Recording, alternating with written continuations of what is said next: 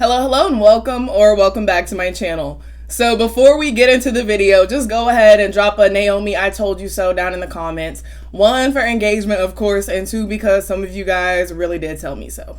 But anyway, in today's video, we are talking about Doja Cat attacking her fans and how this whole firestorm started. Because honestly, my thoughts and opinions have changed from where they were a month or 2 or so ago.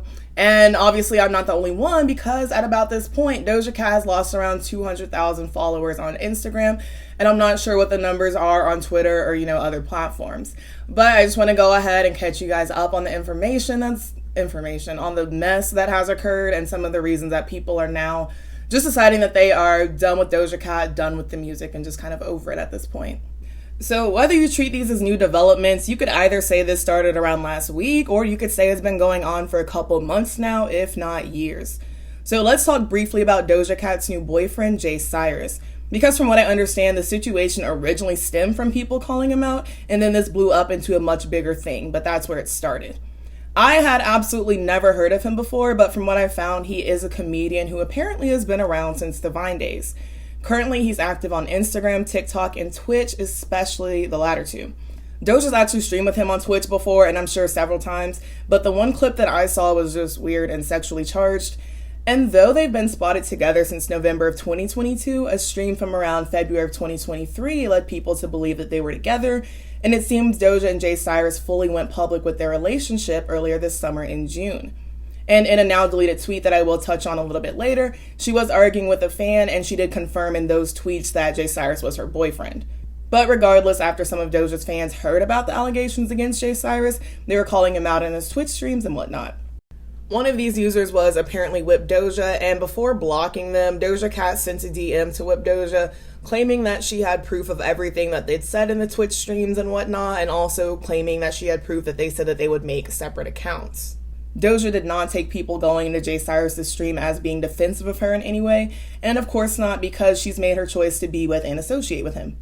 I don't really know what reporting someone to cybersecurity means, but for their part, the Whip Doja account said that they were completely joking about making a new account the whole time, and they weren't trolling, they were just joking about it, and Doja took it seriously and also started blocking them and blocking some other fan accounts that started defending Whip Doja and pointing out that they were joking. And it was in this Twitter exchange when Doja was talking about Whip Doja where she confirmed that Cyrus was her boyfriend. And over on Instagram, she was also blocking fans, some of which were bigger fan accounts of Doja's, just for bringing up her boyfriend on Instagram. And in the midst of all this, Doja was teasing 2 of her new songs for the new album, which are Paint the Town Red and Gun, and this was on her Instagram Live. And then over on Twitter, which is where this really started to blow up, some of Doja's other fans, or just some of Cyrus's alleged victims, tried to tell her about their negative experiences with Cyrus, which according to them included grooming and SA, and after this, Doja blocked them. Most of this kicked off when user Harry Halley posted a screenshot proving that Doja Cat had blocked her. Harry Halley, whose name I'm assuming is Soph, then explained in a different tweet that she was allegedly blocked because she called Doja out for dating a man who harmed her, and also shared a tweet of someone else making allegations against Cyrus. Allegedly, Cyrus has been grooming and mistreating women on Twitch for a while now, and in December of 2020 did issue an apology related to this misconduct. So it seems, like I said, the primary reason this all started was over Doja's relationship with Cyrus, but then things continued to snowball from there, but I did want to emphasize that this is where it began. So a couple days after that is when we get into the whole Kittens thing and Doja attacking her fans over, being called Kittens. I'm assuming this started because initially the conflict started on Kitten Twitter, which was Doja's name for her fan base because her fans were the one waking all this stuff up about her boyfriend. So first we have the thread where she says she didn't name her fans anything, and if you call yourself a kitten, you need to get off your phone and get a job and help your parents with the house. I said something similar in my last video about Doja Cat, but it is her fans who are also helping her with her house. Like, obviously, if she's not already, she's not going to go broke tomorrow, but if you keep going out of your way to alienate your fan base, especially at a time when you claim you're about to make less mainstream music, aka the music that can keep you afloat without the most solid fan base, the money will dry up eventually. Also, a lot of people on Twitter, many of whom were Doja's own fans, quickly pointed that in the past, Doja had not only embraced the fandom name Kittens, but also put up a poll herself to initially let fans choose that name. So it's like not only hating on them for it, but also trying to rewrite history. Also, if you don't want your fans to have a name, it is so easy to just politely say that. For example, artists like Lorde have done that, and they don't just shit on fans if they do happen to come up with a fandom name. But again, Doja co-signed all of this, so that kind of doesn't even matter. And so another fan did ask what they should change their screen name to if Doja didn't like Kitten, and she just told them to delete their account. She also called another fan creepy for using her government name as their screen name. And while this video is not a defense of Doja Cat, I have always found it kind of odd when people use an artist's government name and fan stuff when the artist themselves uses a stage name. And it's like, of course, the artist, their government name is public information, but yeah, let me know if you guys have thoughts on that down in the comments. So again, on Threads, Doja said, "My life, my rules, my style, my attitude." And someone replied and was like, "I want you to say I love you to your fans." And Doja responded, "I don't, because I don't know y'all." I understand in a different context not wanting to feed into a parasocial relationship, but I doubt that that is what's at play here. Because if she genuinely wanted to, there was still a way that Doja could have responded to that with genuine respect and appreciation, but clearly she did not.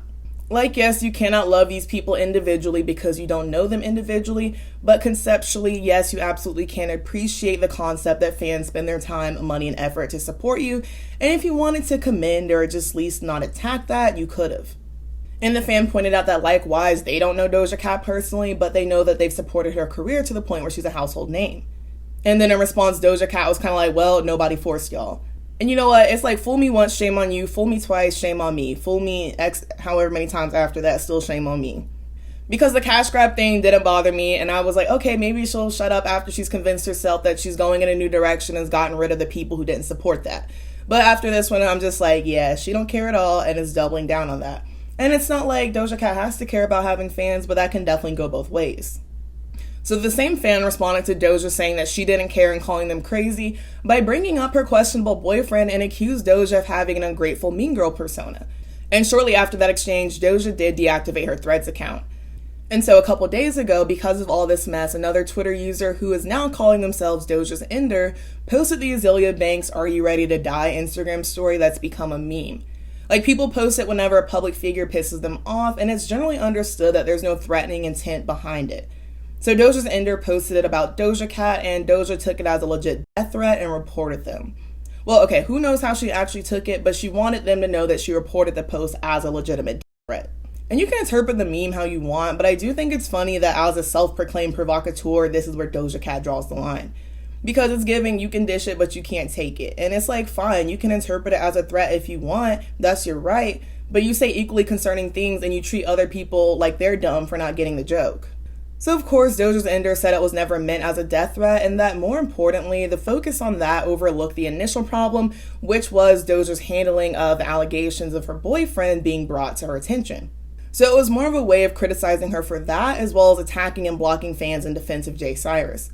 Dojas Ender actually made a timeline of a lot of these events that did help me fill in some of the gaps that I was missing while I was collecting a lot of these screenshots. And some who were still fans of Doja, even after everything that's kicked off within the last month or so, her blocking her boyfriend's alleged victims and then rebuking the Kittens, which it seems like stemmed from the situation with her boyfriend, that was the final straw for a lot of people. Over the past couple days, for either reason or likely a combination of multiple reasons, several Doja Cat fan accounts have deactivated or just expressed that they're likely going to be putting their energy into a different fandom. All of this just seems like a continuation of Doja going scorched to earth on her career and on her reputation. Because you don't have to keep the career going forever, but ruining your reputation to do that is a choice. Attacking fans who have done nothing to you is a choice. Because at this point, it's not even a case of defending yourself from trolls or people who are criticizing you for taking your art in a different direction. Because at this point, if you hate people being in your business, if you hate being as public of an artist that you are, you can 100% just sort of fade out and disappear rather than lashing out on people.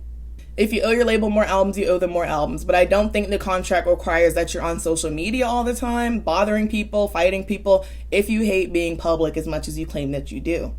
And of course, for a lot of people, this is bigger than, oh, she's just being kind of mean to her fans. They've brought some very serious allegations to her attention, and she's blocking them as if they're the problem for bringing it up. And honestly, I do hope I'm not coming off as if I'm surprised about any of this, because it does all track from what we've seen of Doja before. And y'all know I was excited for this album at first, but now I'm just like, okay, fine. Because if it comes out and underperforms, and maybe even not because of the actual music, there's going to be a tantrum. But you know what? Who knows if she cares about numbers at this point? Because if you don't care about fans, then maybe you just also don't care about numbers either if you just want to be done with it all.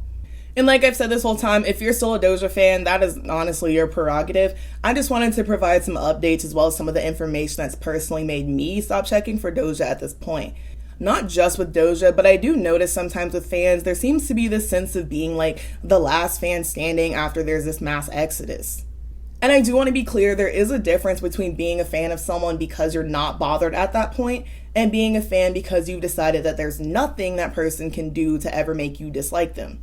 Like saying this personally is not where I draw the line is not the same thing as saying I don't have a line. Because I've also said I can be a fan of someone and not agree with everything they do, but if I am at the point where I agree with very little that you do or have you muted on a platform, it's just time for me to go.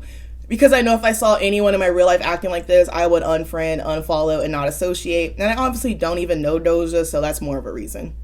And also, there is this thread going around of people being like, this is proof that it's all Doja Cat's alter ego. But I just want to be clear that the person who made this thread has admitted to making it all up and it being one big joke. So do be wary of that. And I've just seen kind of a lot of posts like that, and I feel like we are losing the plot a little. Like, an alter ego is definitely fun. An alter ego, obviously, is time to tap into a different persona if you're an artist. But an alter ego does not mean, okay, it's time for me to abuse my fans. And it's also like, we know at the end of the day, the alter ego is still really the artist. We know that that's not a separate person. So what does that really prove? So yeah, like I said, now some people are just at the point where they're 100% done. Other people are still fans, that's their business. And then, of course, where some people are in that limbo where they're probably going to be done, but are still trying to get Doja Cat to see the light or see the error of her ways. So they're like writing open letters and trying to get her to see reason and things of that nature. And it's like, as much as I do want to be shady about it and did want to be shady about it in general, just the whole concept of open letters, even back when the Swifties were doing it to Taylor Swift over dating Maddie Healy, it's like, I do get that it comes from a place of parasocialism. And as much as I am critical of that, I can totally understand where it comes from in a sense. Because usually these open letters and these direct FYIs to the artist, they don't come from a bad place. And like I said, they just come from a parasocial place. And it really is just hard to grasp the fact that as much as these artists mean to you, as much as you love them and as much as you love their work, you don't mean anything to them because they don't know that you exist. But it's also like, on the flip side, we can spin it into a positive thing and say, okay, this person has no idea who I am or what I'm about, does not know me on a personal level whatsoever. Therefore, absolutely none of their actions can ever be directed at me for me to take it personally. So it's like, as much as it might hurt that this fan or artist is doing something to hurt you that hurts you, it's like, they're not, because they can't even think about you when they're making these actions because they don't even know about you to think about you. Like, people know what they do, people know who they associate with, and I know that there's a sense of like, hey, like, we have evidence this person is a bad person, so let's present this evidence to you. But it's like, if we, the masses, the strangers, the public knows, the person who's associating with them, dating with them, they damn sure already know. And I know there's a sense of thinking you have to inform them because they wouldn't make an informed decision to do something that we deem as bad, but some people do. Because usually a lot of these open letters and appeals come after the person in question has already doubled down, and typically after they've doubled down more than once. So we do have to remember that just because someone is making a reckless decision, that does not mean that they're necessarily making an uninformed decision, or that, oh, they're just choosing to do this because they don't know the full story. Sometimes they do, and they choose to do it anyway, and we just have to realize that it's not about us and act accordingly and decide to just, you know what, that's what they did, that's what they're standing on. And I think stuff like this time and again is a reminder that as much as we love these artists' work, we don't know them as people. And just because you think someone is a talented artist, that does not absolve them of doing questionable or shitty things that human beings do, some of them. But hey, what do I know? Maybe all of this is just Scarlet and I fell for the antics again. But yeah, those are all of my thoughts. That's where I'm at right now. I would love to hear your thoughts, your opinions, where you're at. At the end of all this, it's no skin off my back. Like I said, I'm just glad I did not buy that damn Doja Cat tour ticket. So I guess that's the silver lining, if there is one. As always, thank you so very much for watching. Be sure to like, comment, and subscribe so that you can stick around for more.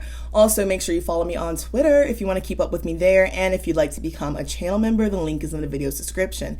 Again, thank you so very much for watching. I love you so very much, and I will see you so very soon. Bye-bye.